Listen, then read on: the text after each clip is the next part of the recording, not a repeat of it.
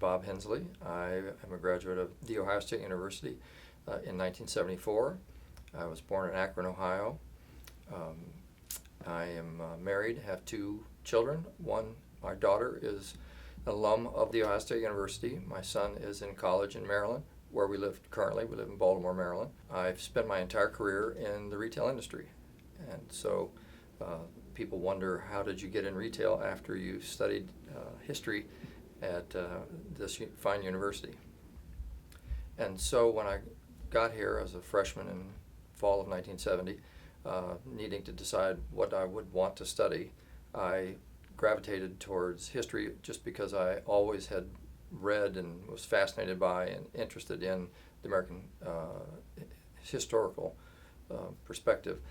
And when I had the opportunity to meet Professor Van Tyne, who was my advisor at that time, and he had an emphasis on the American labor movement, it fascinated me, and I began to take more and more classes that were focused around the evolution of the labor movement in the United States. I love to read books about leadership and historical leadership, and it really helped me kind of select from that thoughts and ideas that kind of probably boiled up inside of me that became things that I felt were important as I developed my career and concentrated on trying to be the best leader I could be.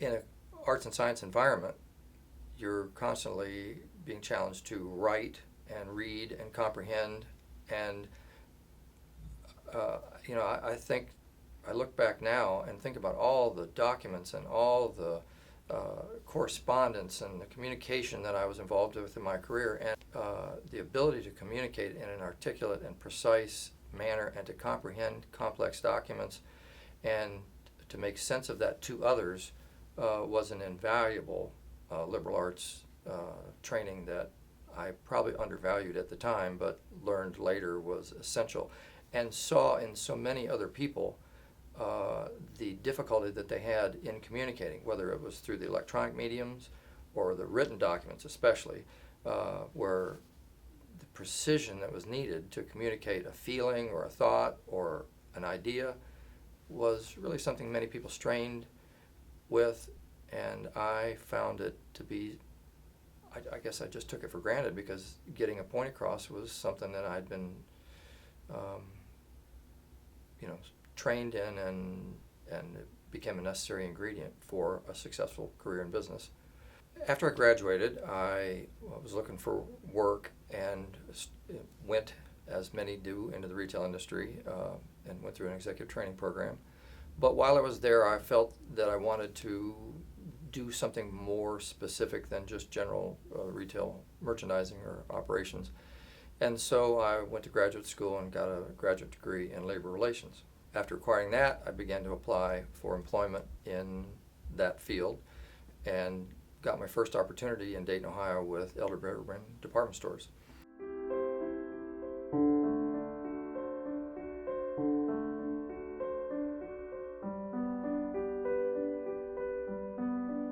And an opportunity came up for me to join Joseph A. Bank in Baltimore.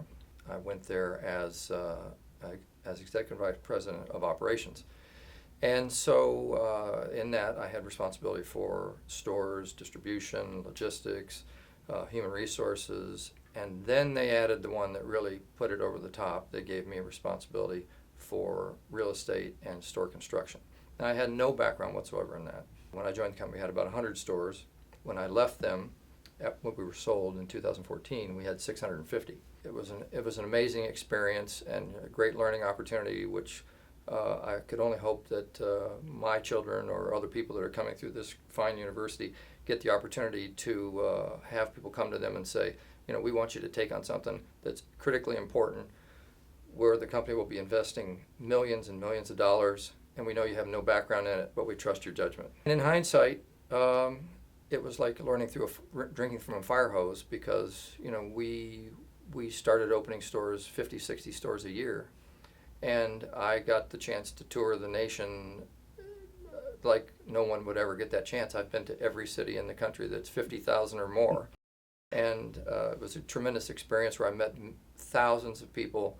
So it's the liberal arts education and communication skills, combined with an environment where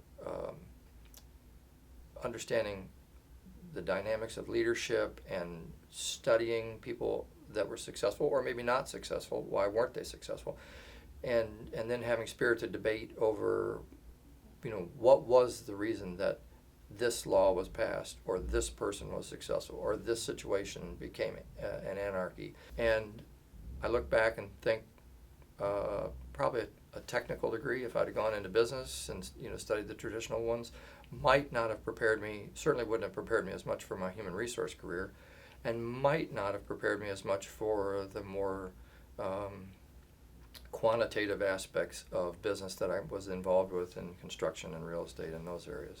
However I got there, the emphasis placed on communication and problem solving and the needs to have high caliber leadership, I think the seeds were planted when I was undergraduate here at Ohio State.